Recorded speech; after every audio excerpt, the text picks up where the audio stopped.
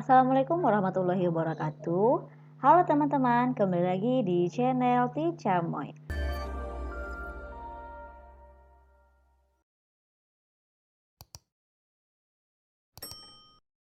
Sebagaimana yang telah teman-teman ketahui, bahwa pada tes P3K 2023 ada beberapa tes yang harus teman-teman lalui. Salah satunya adalah tes kompetensi teknis. Jumlah soalnya adalah 90 soal. Untuk video kali ini kita akan membahas tes kompetensi teknis, jabatan terapis gigi dan mulut atau perawat gigi, lengkap dengan pembahasannya. Sebelum kita masuk ke beberapa contoh soal, ada beberapa materi jabatan terapis gigi dan mulut yang akan diujikan pada tes kompetensi teknis. Yang pertama berkaitan dengan asuhan kesehatan gilut, 2. Pengendalian infeksi, 3. Komunikasi terapeutik, 4. Manajemen, bisa manajemen puskesmas ataupun manajemen rumah sakit. 5. Kolaborasi, 6. Kebutuhan dasar, 7. Kode etik, 8. Promotif dan preventif, submateri UKGS dan UKGM. Kemudian dental assisting dan pengembangan kompetensi. Oke teman-teman, pada tes kompetensi teknis ini, untuk jawaban yang benar, nilainya adalah 5. Nah, sebelum kita bahas soalnya, teman-teman bisa mengerjakan soalnya terlebih dahulu. Ini seperti tryout ya teman-teman. Jadi nanti teman-teman bisa menilai jawabannya dan diakumulasi terakhir pada saat pembahasan. Soal yang pertama, saya sebagai perawat gigi dilimpahkan wewenang oleh dokter gigi di Puskesmas B. Saat melakukan observasi pada pasien, tiba-tiba keluarga pasien tidak sadarkan diri. A. Menghubungi dokter gigi. B. Memberikan pertolongan pertama sesuai kompetensi. C. Melakukan rujukan internal. D. Melanjutkan observasi pasien. E. Fokus menindaklanjut pasien saja. Jawabannya adalah B. Memberikan pertolongan pertama sesuai kompetensi. Lanjut soal berikutnya. Nyonya A salah satu senior perawat gigi aktif di salah satu fasilitas kesehatan yang dilimpahkan wewenang oleh dokter gigi. Suatu ketika, dengan tidak sengaja, Nyonya B melakukan kesalahan atau pelanggaran terhadap wewenang yang diberikan. Sikap saya sebagai atasan atas tindakan Nyonya B: A. Tidak memberikan sanksi karena Nyonya B merupakan perawat senior. B. Mengingatkan kembali lingkup wewenang yang diberikan. C. Memberikan teguran tulisan atas tindakan yang dilakukan. D. Mencabut SIP TGM. E. Memberikan sanksi berupa skorsing. Jawabannya adalah B. Mengingatkan kembali lingkup wewenang yang diberikan. Kita bahas sedikit perihal pelanggaran maupun SIP TGM diatur dalam Permenkes nomor 20 tahun 2016 pada bab 4, yaitu mengenai pembinaan dan pengawasan. Tujuan dari pembinaan dan pengawasan adalah untuk meningkatkan mutu pelayanan kesehatan gigi dan mulut, keselamatan pasien, dan melindungi masyarakat dari segala kemungkinan yang dapat menimbulkan bahaya bagi kesehatan. Pada pasal 28 ayat 1 dijelaskan siapa saja yang dapat memberikan tindakan administratif kepada terapis gigi dan mulut yang melakukan pelanggaran terhadap ketentuan penyelenggaraan praktek keprofesian terapis gigi dan mulut, yaitu pemerintah, pemerintah daerah provinsi, dan pemerintah daerah kabupaten atau kota. Tindakan administratif tersebut terdapat pada pasal 28 ayat 2 berupa 1. Teguran lisan, teguran tertulis, dan pencabutan SIP TGM. Lanjut. Sebagai seorang perawat gigi, melakukan kegiatan pemeriksaan kesehatan gigi dan mulut yang terdapat pada Trias UKS merupakan bentuk kinerja perawat gigi sebagai A. Pemberi asuhan keperawatan, B. Kolaborator, C. Fasilitator, D. Pelaksana, E. Pendidik. Jawabannya adalah C. Fasilitator.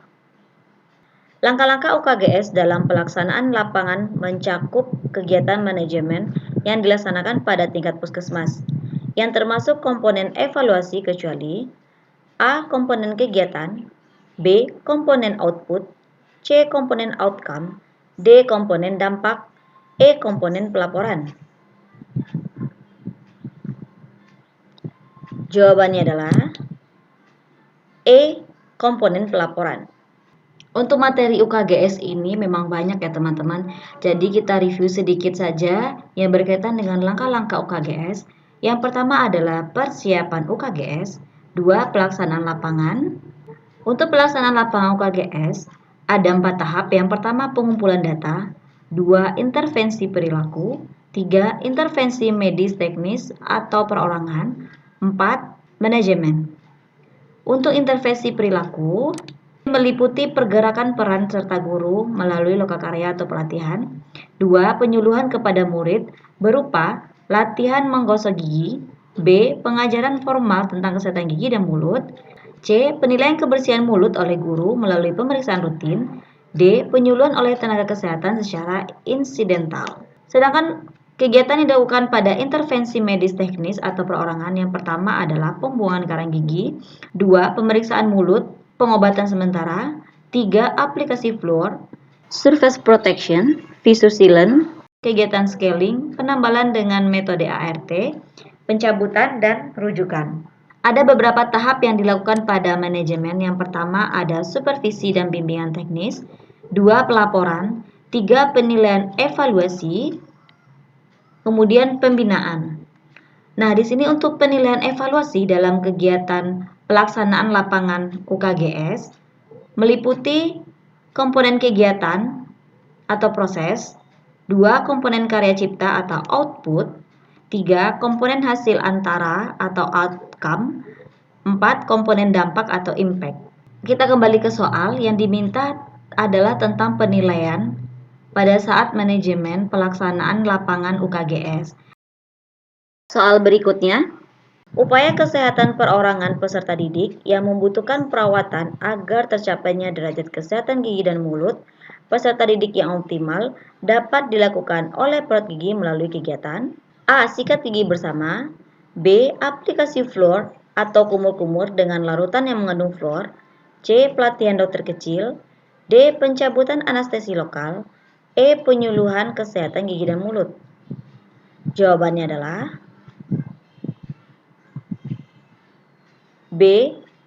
Aplikasi fluor atau kumur-kumur dengan larutan yang mengandung fluor.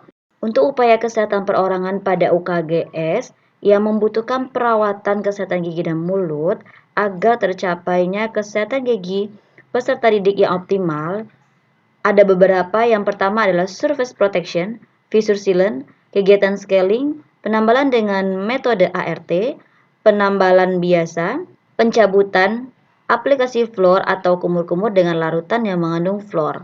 Nah, ini adalah kegiatan yang bisa dilaksanakan di sekolah, di puskesmas, ataupun di praktek dokter gigi perorangan, ataupun dokter gigi keluarga. Jadi untuk jawaban yang berkaitan dengan perawatan kesehatan gigi yang dapat dilakukan oleh perawat gigi adalah poin B. Sedangkan sikat gigi bersama, pelatihan dokter kecil, serta penyuluhan kesehatan gigi dan mulut merupakan kegiatan promotif. Selanjutnya, tujuan umum pelaksanaan UKGS salah satunya yaitu upaya meningkatkan peran aktif stakeholder di sekolah yang menjadi sasaran sekunder dalam pelaksanaan UKGS kecuali A. Guru, B. Orang tua murid, C. Siswa-siswi, D. Petugas kesehatan, E. Tim pembina. Jawabannya adalah C. Siswa-siswi. Sekarang kita lihat siapa saja yang termasuk ke dalam sasaran pelaksanaan dan pembinaan UKGS. Ada 3 sasaran. Yang pertama sasaran primer, sasaran sekunder, dan sasaran tersier. Untuk sasaran primer adalah peserta didik, yaitu terdiri dari TK, SD, SMP, dan SMA, dan setingkatnya. Sasaran sekunder, guru, petugas kesehatan, pengelola pendidikan, orang tua murid, serta tim pembina UKS di setiap jenjang. Sedangkan pada sasaran tersier terdapat 3. Yang pertama, lembaga pendidikan, mulai dari tingkat prasekolah sampai pada sekolah lanjutan tingkat atas, termasuk perguruan agama, serta pondok pesantren beserta lingkungannya. 2. Sarana dan prasarana pendidikan kesehatan dan pelayanan kesehatan. 3. Lingkungan, yaitu lingkungan sekolah, keluarga, serta masyarakat. Anda seorang perawat gigi diberikan tanggung jawab untuk memberikan penyuluhan terkait kesehatan gigi dan mulut pada kelas ibu hamil.